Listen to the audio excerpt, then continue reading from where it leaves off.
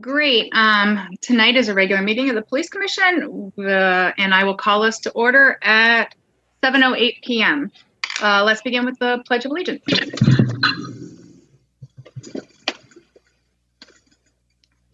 I pledge allegiance to the flag of the United States of America and to the republic for which it stands, one nation, under God, indivisible, with liberty and justice for all.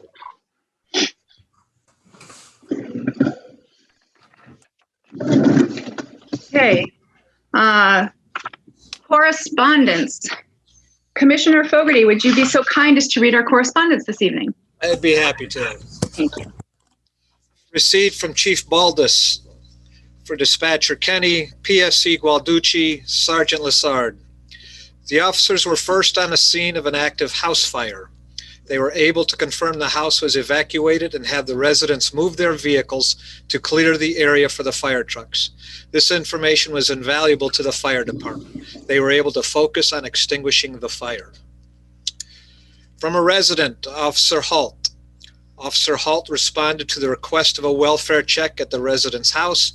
She said although she gets nervous around the police, Officer Halt made her feel calm and relieved her anxiety. Received from a resident for Dispatcher Michael, Officer Russell, Officer Arnold, Sergeant Lessard. There was a medical emergency at the resident's house. Dispatcher Michael assisted the resident with performing CPR on her husband. The officers and sergeant responded on scene and started CPR. The resident was thankful for their efforts with attempting to save her husband. Simsbury finest, you have my deepest gratitude. Received from a resident's son, Dispatcher Michael, Officer Russell, Officer Arnold, Sergeant Lessard. The son of the resident noted above wrote in to thank Dispatcher Michael and the responding officers. The compassion and great work your department did will never be forgotten by me and my family. Lastly, from a resident to Animal Control Officer Rudowitz, Officer Russell, Sergeant Valco. The resident's dog became trapped in mud during a hike. He attempted to help the dog and became trapped in the mud as well. The responders were courteous, caring, and helpful when recovering the man and his dog. The end of the correspondence. Thank you. The next item on the agenda is public audience. We received please forward my comments to the Simsbury Police Commission to be read aloud at the public audience section of the April 12th, 2021 Police Commission. Thank you, Joan Coe. And her comment. Police Commission meeting, April 12th, 2021. I have not received any response to my citizen complaint from the March 8th, 2021 Police Commission meeting on my citizen complaint regarding the internal investigation of the vandalized Foot Locker, although I was assured at the meeting that the Commission would review the findings. The Police Commission is instituted to serve as an oversight to the Police Department, not an appendage of the Police Department, where any questions inconsistent with their narrative of a public perception that Chief Bolter is invincible and must be protected at any cost. These perceptions can destroy the Simsbury Police Department with Chief Bolter's abuse of power. A letter I received from Chairperson Jennifer Caulfield of the Police Commission stated, quote, "The Simsbury Police Department is always interested in feedback from the community it serves and encourages input, positive or constructive, regarding the performance, program, and initiatives. It also welcomes suggestions or ideas for improvement and betterment of the community," end quote. Under these guidelines, I asked the Police Commission to review the citizen complaint I made concerning the internal investigation of the vandalized Foot Locker. It appears that the conclusion to the investigation that it was inconclusive in finding the officer who lied when questioned is flawed. When officers stated that they knew who vandalized the Foot Locker, and one of the officers had a red face and used expletives when questioned.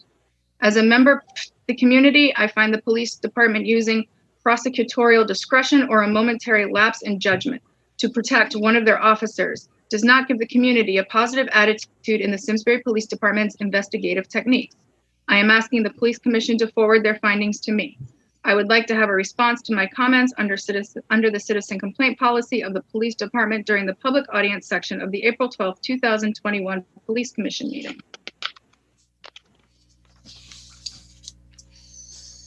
Recently, one of the Simsbury police officers became pregnant and required a maternity police uniform to continue in her regularly assigned duties. According to law, the police Department must provide a maternity police uniform to accommodate her pregnancy for her to continue with her assigned duties. It is alleged that the Simsbury Police Department does not have a light duty policy. How has the Simsbury Police Department met the needs of the police officer while adhering to the discrimination laws and the Simsbury Police Department policy? Has the police department provided a maternity uniform to the officer? If not, why not? Corey Thomas, the only Black officer, was hired on December 9th, 2019, when Chief Bolter felt he was a good fit. Corey Thomas stated that he felt he was a good fit. Corey Thomas transferred from the New Britain Police Department with a 10-year stellar record. Corey Thomas was assigned for training, which is police protocol. It is alleged Corey Thomas abruptly resigned and placed his equipment on Chief Bolter's desk and departed. Many police officers transferred from other police departments without incident and are presently serving in the Simsbury Police Department. Corey Thomas immediately returned to the New Britain Police Department. Has the Simsbury Police Department filed an after-action report or any reports giving the reasons for Corey Thomas's abrupt departure? Since this information is available under the Freedom of Information Act, I am asking for the complete report. All of my comments will be posted on Simsbury Patch, Twitter at Joan Co, and Facebook. And that is the conclusion of the public audience comments I received.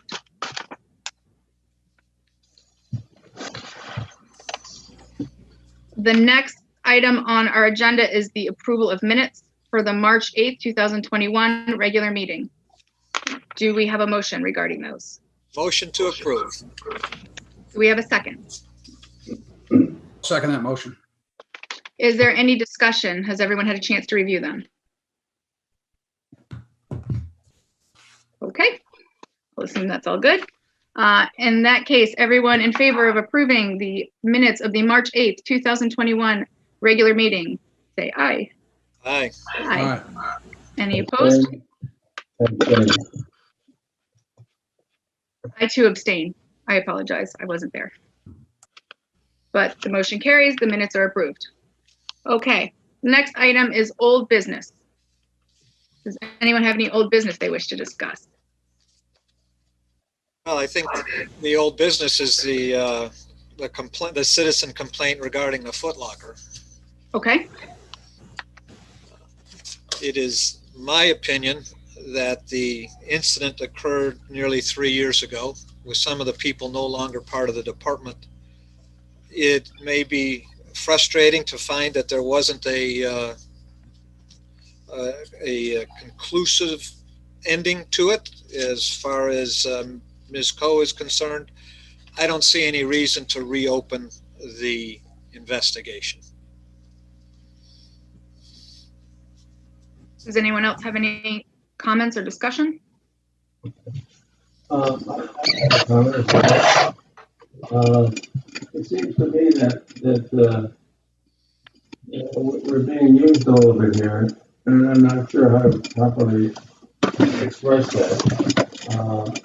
I go back to the fact that we do have a citizen complaint procedure that has been adopted. I think it was originally adopted 5 or 6 or 7 years ago, longer than that actually. In its present form, it was adopted in 2015 and is amended in 2019. It's been in effect for, I'd say, at least 10 years, and it has worked fine, I think. It provides for a citizen to bring a complaint. The procedure follows. The commission is notified that the complaint has been filed. There are certain deadlines that are in the procedure where the department must investigate the complaint, must reply to the complainant, and then there's an escape route, if you will, for the complainant if they don't like what they hear from the police department or as a result of the investigation. They can request that we investigate it ourselves as a commission, which we have in the past and we can, and then we can determine whether or not we feel that the procedures have been followed properly with a proper conclusion, or if not, that we can institute a hearing ourselves, de novo, from the beginning of what happened, call witnesses, etc., and then render opinion ourselves. The reason we adopted that policy was to avoid shotgun type approaches to people who just, want to complain about things, whether or not they're grounded in fact or not, whether they're, histrionics or not, or whatever. It's to try to focus on what actually is the problem and then to resolve whether or not it is a problem. And I think that this is an attempt to go around our procedures, and it's vexatious in a lot of ways. It tends to point fingers at various people for doing things or not doing things without any substantiation, without any investigation. And so I agree that, what we heard tonight, which is a follow-on to what we've heard 2 or 3 other meetings, is just an improper way to proceed, that it takes our time over and over and over again on whatever it is that someone feels like complaining about without a proper investigation, etc. As commission members know, we have the ability at any time to go in and review the department records as to what complaints have been made to them and what procedures are being followed and where they stand on them. If we have any doubt about the validity of a claim or the validity of a response to a claim, each and every one of us has the ability to go in and determine that for ourselves. And I think, Gary, you actually did that with, I think, the initial complaint. We've got other things added in now. It seems like, uniforms that don't fit, and we got, a number of things, and it's a scattergun approach. Very hard for us to deal with, and very hard for us to take our time doing it. So I think our complaint procedure is the appropriate way to go to resolve these issues. It hasn't been followed here, and so I don't think there's any further action warranted on our behalf with regards to these allegations that seem to be somewhat random in nature. And I am very concerned that we could end up having a commission turn inside out on things that really are not our business to do, and we are not certainly trained investigators or fact finders of that nature. So we need to rely on people who are. We have the procedure to do that, and I think we should follow that procedure. So that's one part of the old business. I think I agree with Terry, and I think we should just put that to rest for what's been complained here. Secondly, because this is now turned into another type of a situation with other things being complained about without any basis that can really be determined by us. And if there are legitimate complaints, it should go through the same procedure, and we'll find out. But to avoid spending 10 minutes of our meetings just listening to these vexatious complaints and accusations, they come about here because during the pandemic, under the emergency orders, where we have no meetings in the public, that if we have public audiences as part of our agenda, we are required to accept and read any correspondence that's sent to us, no matter what it is and no matter what it's about, even though it doesn't fit into our meeting agenda or what we're considering for the evening. I would like to, at this time, move that we suspend a public audience as a regular meeting agenda item for this commission. If people have complaints, please follow the citizen complaint procedure that you all have a copy of now. They will be considered and it will get to the commission if you are not satisfied with the results of it. But I, for one, don't want to sit and listen to just scattergun approaches to this is wrong, that's wrong, and somebody cheated here, somebody, I just don't want to hear it. And I think it's not an appropriate thing for us to waste our time on. And so I'd like to, as I said, move that we suspend our public audience portion of this agenda, at least until the emergency order is suspended, at which time we can consider further what we do in the future. So I'd like to make that motion now, Madam Chairman. Do we have a second to second of the motion to suspend public audience during this period? I will second the motion because I'd like to hear the discussion on it. I'd like to hear what you guys think. So I second the motion and now would like to have discussion. Terry, Tanisha, Travis. I think a lot of what she had inside of the letter were more inquiries than they were complaints.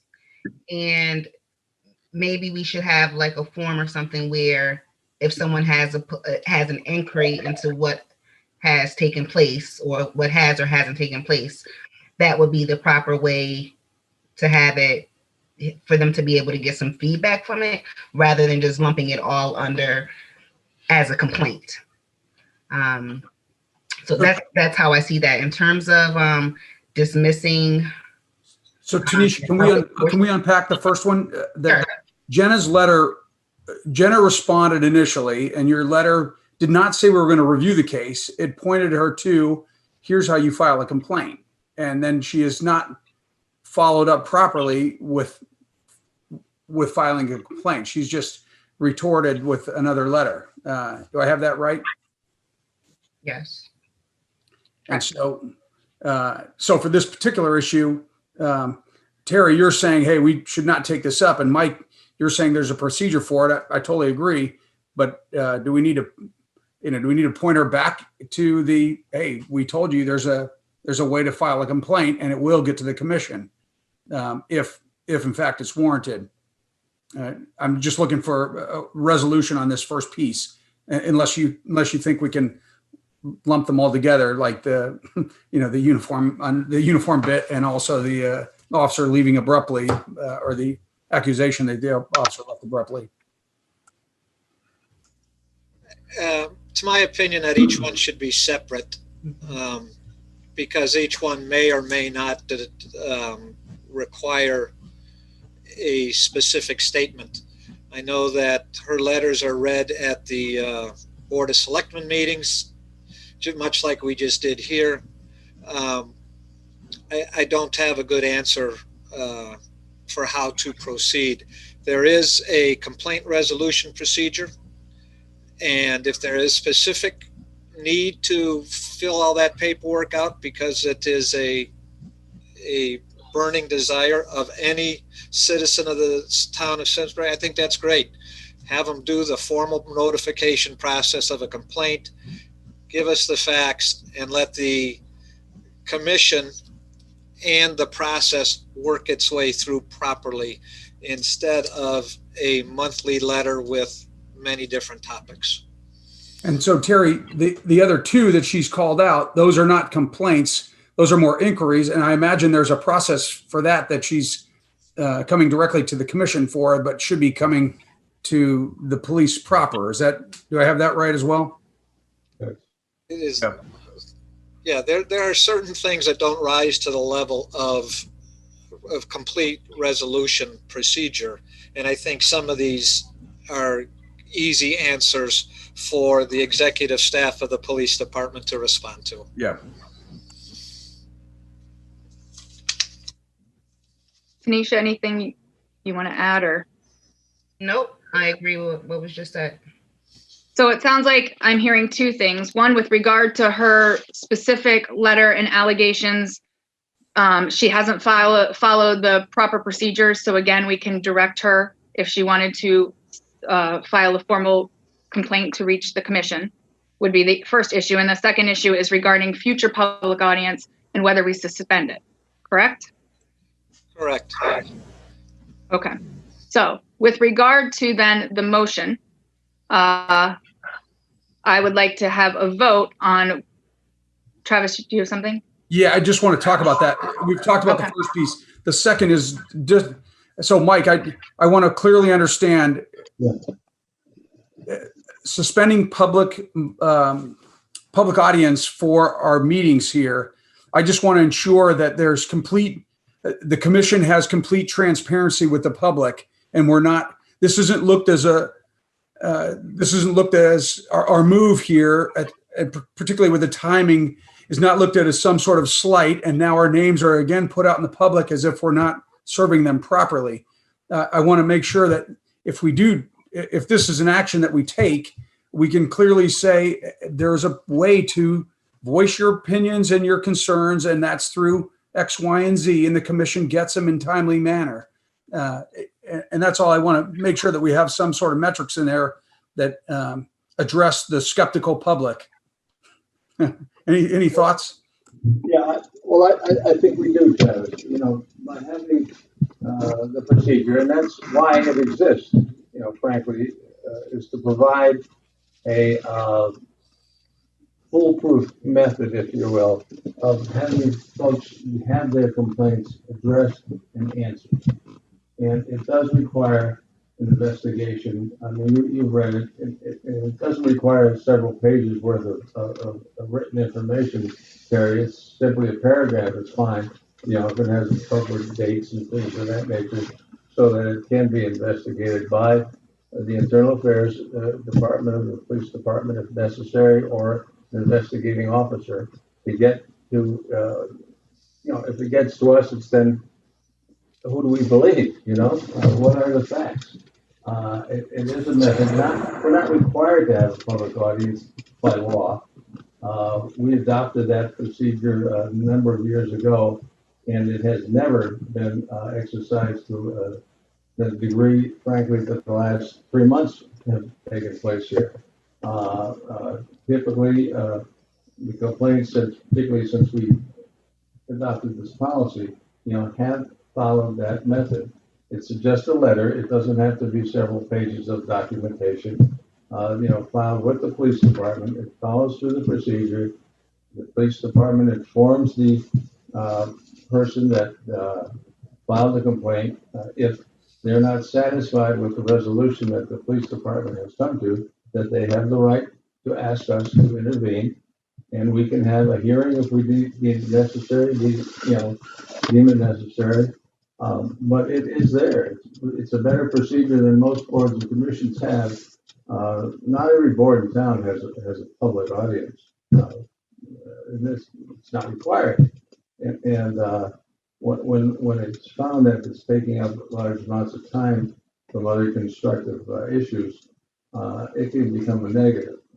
I think as long as we do have this procedure that is available to anyone, and they will get an answer, and if they're not satisfied with the internal answer from the police department, they can get a hearing before this commission on that complaint. I think that's a very wide open and very welcoming way to not dismiss offhand complaints that might otherwise disappear. So, Travis, I think there is a method, and I think it's very valid. So, undergone public scrutiny in the past, and so Mike, just so I'm getting it right, we've got the citizen complaint that they're able to file. They've got access, working hour access to the police executive staff for any, for voicing any complaints or getting any feedback. And then they also can, what would you say? They also, hey, they can talk to police officers on the streets. I'm trying to look at all the mechanisms that are available to the public to, get the voice of the, get to the ground truth of what's happening with their police and their police commission. That's it. Okay. Nick, do you want to address briefly what happens when someone comes in to the department and says, hey, I got a beef, Sure. Yep. Yeah. And, whoever receives that complaint will try to, send it in the right direction for whoever has the most information. But specifically with this, like one comment, has been about Officer Corey Thomas. And if anybody wants to request a copy of a report, there's a procedure for that. And that procedure is not through a complaint process with the police department or the police commission. It's to put in a request for a copy of a report. So that was one of her requests today, was, I'd like to see an after action report on that, or any type of report that was done on that. If there's a report and that is accessible to the public, then that can be released. If there isn't a report, then one will not be generated. So there are other avenues. So if we break down the correspondence today, one avenue is as Travis had said, speaking with any member of the executive staff. The other avenue is if there is a complaint that goes through the process that's already out there. And then the third is for a request for any type of report that has been generated. Just make a request for a copy of a report, and we'll make sure that gets in the right direction. There's also, I should add, Travis, if someone comes to a member of the commissions separately, with an inquiry or a complaint or alleged dispute, we can go and look at the files and records ourselves, as Terry did with this matter. To satisfy himself that yes, there was a procedure and it was followed and it did come to a conclusion. And it was 3 years ago, but it's still, it was resolved. Maybe not to everybody's total satisfaction, but it was resolved. And so there's a number of ways that these could be addressed without, getting the entire town involved, without getting the whole populace involved, listening to one claim after another claim after another claim. So, Mike, if we were to move forward with this motion, I would recommend that we, in the verbiage of the minutes for the public's concern, we would say, the board has cited multiple mechanisms for communication and feedback to the public, and public audience is not necessarily public audience is number one, not required by law, but number two, and more importantly, it has not been the primary mechanism for communication, that sort of thing. Well, I also don't know that it's effective. I mean, we're sitting here talking and bouncing back and forth. We're not going to resolve anything right now during the public audience portion of the meeting. Yeah, great. So it's not necessarily an effective mechanism with which to resolve any sort of grievance or complaint. Yeah, okay. Any other discussion? So we've kind of conflated the two issues here, Jenna, but Well, I'm going to separate them out. So with regard to the actual, for lack of a better term, substance of her complaints, the three issues, the Foot Locker, the maternity, and Officer Thomas, that is separate. And as the commissioner, as the chair of the commissioner, I can refer her to the appropriate channels with which to address these concerns. That would be the first part, in responding to the public audience. The second part is determining whether or not we want to move forward on the motion to suspend public audience. Everybody with me? Capiche? I couldn't hear you. For the duration of the existence of the emergency order that provides if you have a public audience on your agenda, you can't have the audience itself during this time of emergency, but if somebody writes in a 30-page complaint letter, you have to read it. Okay. That's done, as soon as the pandemic emergency is over, then that order goes away. And right. We won't have to address, lengthy letters that come in for everything under the sun.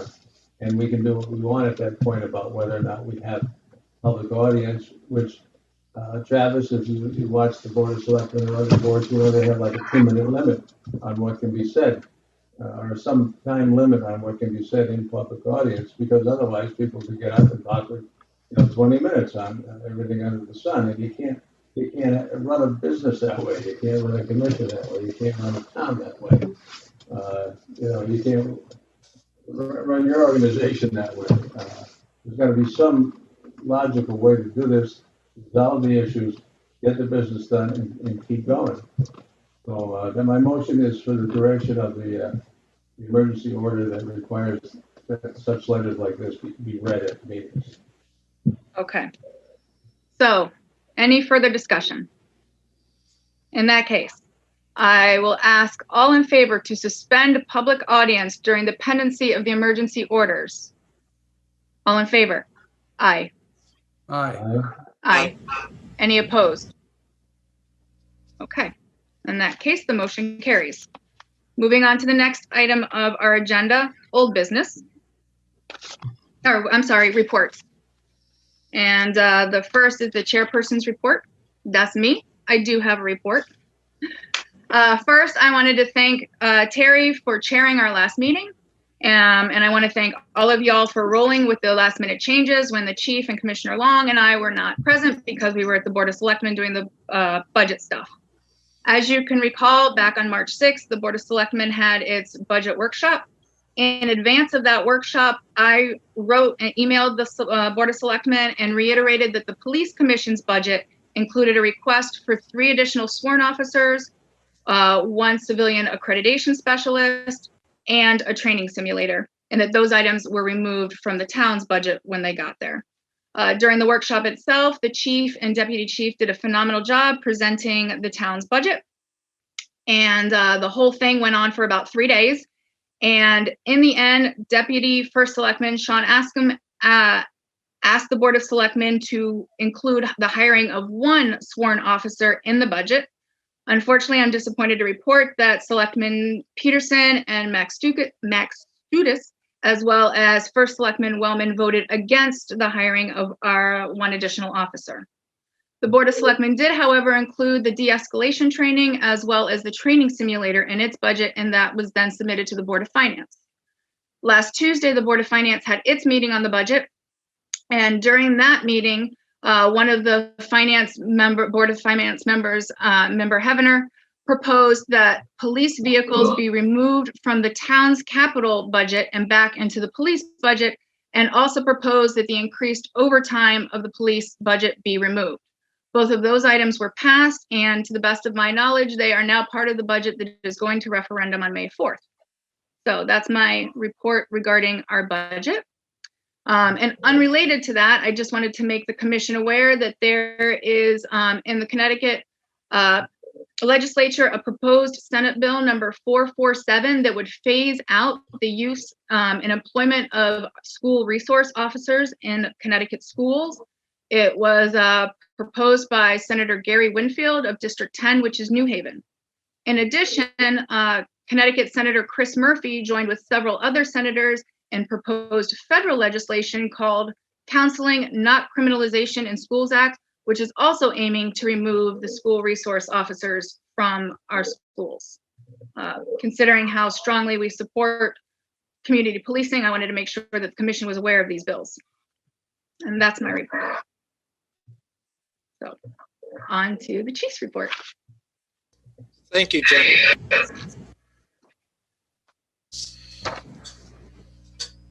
Okay, our public safety radio system continues to be worked on. Marcus Communication has installed a number of mobile radios in our fleet, so that is going along quite nicely. As far as personnel, we still have 3 sworn vacancies and 1 dispatch vacancy. And we continue to go through the hiring and the interview process for those. We continue to have members affected by COVID-19. Since the March meeting, 1 member was diagnosed with COVID and another member was required to quarantine due to a known exposure at work. Both of them are doing okay. They have not returned back to work yet, but we're expecting them back to work within a day or 2. We still have 2 officers out for non-work related injuries. Both are recovering and expected to be back to work sometime in May, hopefully, or June. This week is the National Public Safety Telecommunicators Week, or Dispatch Week. So a special thank you to all of our dispatchers. We currently have 6 dispatchers that do a fantastic job. We are currently in the middle of a distracted driving campaign funded by the Department of Transportation, and those efforts will continue through the rest of the month of April. We have a total of 10 days that have been set aside through that grant with a full 100% reimbursement. For our national accreditation, CALIA, We had assessors from Kalia that spent 3 days virtually reviewing our police department for reaccreditation in mid-March. The process involved a review of our documentation that advanced with national professional standards over the last 4 years, and interviews with members of the public, members of the police department, and members of the town leadership. Achieving and maintaining national accreditation is credited to the entire police department, day in and day out. But 2 members in particular, I would like to recognize because they carried us through that virtual process, which is something definitely new for us and for the assessors. And that was Officer Tracy Dunn and Deputy Chief Chris Davis, the accreditation manager. They coordinated all these interviews, everything that happened over the course of those 3 days, and a considerable amount of preparation coming up to it. So kudos to both of them. They did a fantastic job. And then also, had they not received some direct help from Kelsey Chamberlain and from Officer Laurel Harrington. We don't have the results yet of that on-site assessment or that 4-year review, but we expect to have those within the next few weeks or so. We were given immediate feedback that they were very pleased with everything that they saw and everything that they heard. And now I'd just like to, haven't really done this before, but just like to describe something as a sort of, for an example that has happened. It's a response to aggression incident that our officers responded to in mid-March. Officers were dispatched to the area of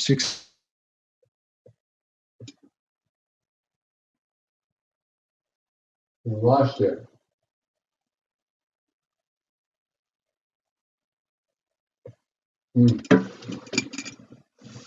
Kelsey, you know what's happening? Yeah, I don't. I think he's just for me. frozen. Oh.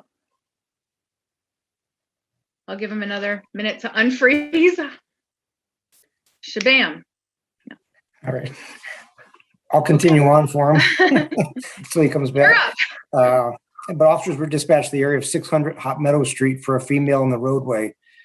She was located on the bike path wielding 2 large kitchen knives. She pointed the knives at the officers and waved them around. Officers immediately communicated with the female in a calm and clear manner and tried to get her to drop the knives. Another officer held a position on a bike path north of the female in order to contain and prevent officers from putting themselves in harm, prevent others from putting themselves in harm's way. The officers considered various responses to aggression and violence if needed to stop her from harming herself or anyone else. At one point during the communication, the female complied and dropped the knives on the ground and began moving away from them. She then changed her mind and stepped toward the knives and eventually stood on the knives. One officer was able to quietly approach the female while the other officers distracted her. He was able to quickly bear hug the female and brought her safely to the ground away from the knives. Scenario similar to this one in the sense of imminent potential for serious physical injury or death to others or to our personnel conclude in a peaceful resolution with injuries and death to one or more. The actions of these officers can play a significant role in the outcome. This occurrence could have ended differently had any of our officers made different decisions. Our department needs to be sure that each member is prepared. This preparation is multi-layered. It calls for mental preparation, superior communications and coordination, knowledge, recognition, good decisions, skill in the use of many different responses to aggression or violence, etc. Sergeant Brad Chase, Officer Sam Robbins, Kyle Donalski, and Justin Johnston performed extremely well in this situation. They are commended for their professionalism, collaboration, holistic approach, compassion, and care. Thank you. Did we get the chief back? I believe so. We can see him, but we can't hear him. He's on mute. Oh, I think I'm back. Woohoo! I heard a good portion of that. I had to connect with my phone now. I don't know if you can hear me well enough. Yep. Okay, sorry about that. The computer decided to crash on me. I can attest to that incident that the chief and the deputy chief were speaking about, because I was going down Hot Meadow Street that day, right past that scene, just as I think it was starting, because I was driving south and I looked over and there was a woman sitting on the guardrail right on the edge of Hot Meadow Street, on the northbound side, and just sitting on the guardrail, which is very close there to the roadway itself. So I actually had called into the department myself and reported that, and they assured me they already had received complaints and were dealing with it. Now, I was gone by the time anything further happened, but it was rather startling to see this woman just sitting on the guardrail right next to a state highway. So I'm glad it ended the way it did. It was very well handled. Good job, gentlemen. Yeah, Thank you. I think the officers did a great job. And then I would also like to add that this is something we could train on our training simulator for future incidents. Very good. It certainly. Just don't do it on overtime hours. Well, we don't get those anymore, apparently. Right. I Well, up, where I was connected, and I honestly can't say enough about the officers who handled, with every response to aggression, we end up report and watching some video, and in reviewing this, so highly impressed with calm demeanor in all four of the members that were there, in how they spoke with this person. She became extremely irate afterwards and was extremely verbally abusive, and the officers were just extremely professional and thought nothing but care, concern, and compassion for her and anybody who might have been in that area. So it was extremely impressive. And I agree 100%, Commissioner Caulfield, that training will become very useful. Outstanding. So I take it a referral was made to the hospital, not with an arrest, right? There was no, correct. She went to the hospital.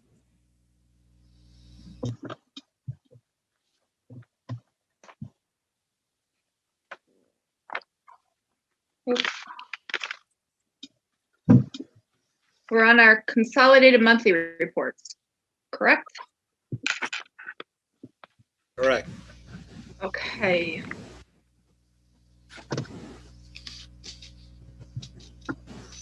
Does anyone have anything they want to add or observe a note?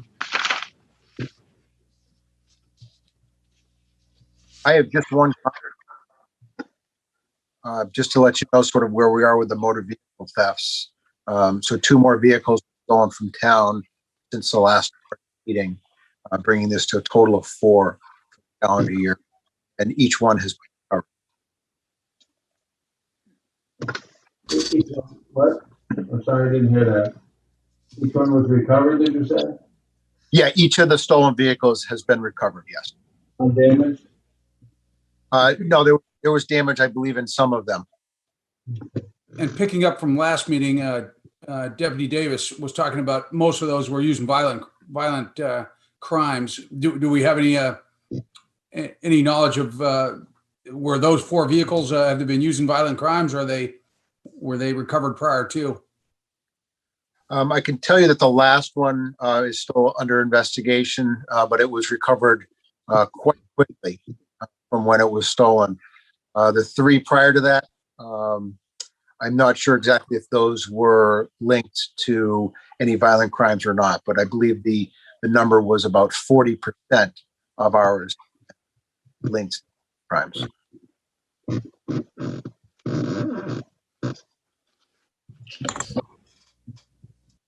And the preliminary monthly activity report. Has everyone had a chance to look at that?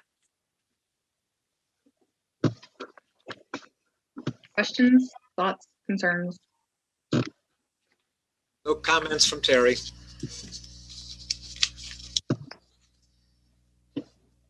Okay. Any new business? I'd like to bring up something if I may, Madam Chairperson? Go for it. I just wanted to report to the commission as a whole that the actions of your chair during the budget workshop was exemplary in terms of putting forth our case, our need for additional resources, and our lack of buffooning things and just making things up for the purpose of having being able to swap them out of a budget. She did a very, very good job of it. I was disappointed with the outcome at the selectman level because they did cut, as she mentioned, things from our budget, and over a day and a half of discussion, we came very close to almost getting it through. But in the end, the selectmen decided no, that they had other priorities that they wanted to address. And I think later in the meetings with the Board of Finance, we found out those priorities were not shared by the Board of Finance.